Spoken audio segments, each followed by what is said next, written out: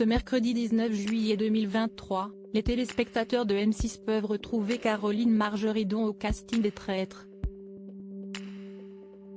L'occasion de revenir sur le cambriolage qui a visé l'antiquaire et personnalité télé, qui avait alors subi un énorme préjudice. Elle sera bien ce mercredi 19 juillet 2023 sur M6, malgré son élimination dès les premières minutes la semaine passée. Caroline Margeridon est toujours au casting de la saison 2 des Traîtres, jeu de manipulation et de faux-semblants animé par Éric Antoine et dont les participants, et surtout Juju Fitcats, ont éliminé Thibaut InShape la semaine passée. Sans oublier cette petite sieste de Jean Lassalle. L'occasion de revenir sur un épisode traumatisant de la vie de la candidate Caroline Margeridon, elle qui avait déjà été marquée par un incendie qui avait fait exploser sa famille durant l'enfance. Cela se passe un vendredi après-midi, alors que la grande amie de Sophie d'Avant rentre à son domicile. La serrure de ma porte ne fonctionnait pas. Sans me poser plus de questions que ça, j'ai pris l'ascenseur pour emprunter ma seconde porte, celle qui amène directement dans mon dressing. J'ai ouvert et, là, je ne sais pas si c'était de la stupeur ou de l'incompréhension, j'ai vu l'étagère de mes sacs vides, se souvient-elle dans son autobiographie Libre, parue chez Plomb.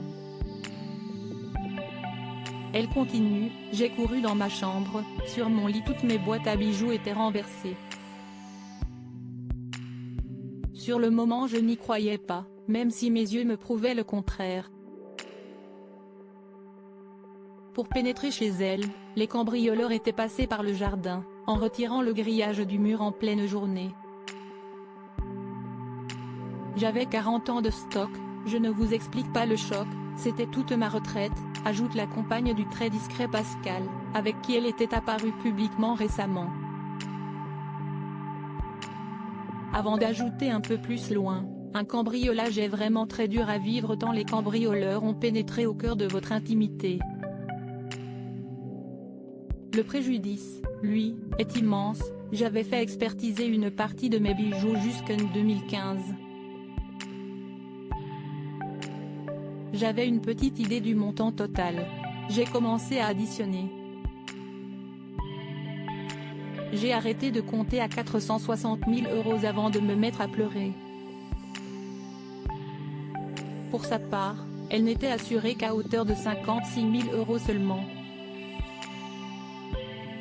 Depuis, un dénommé Christophe a été confondu par son empreinte, sans qu'il ne partage le nom de ses receleurs. Comme le dit si bien Caroline Margeridon, être médiatique n'a pas que des avantages.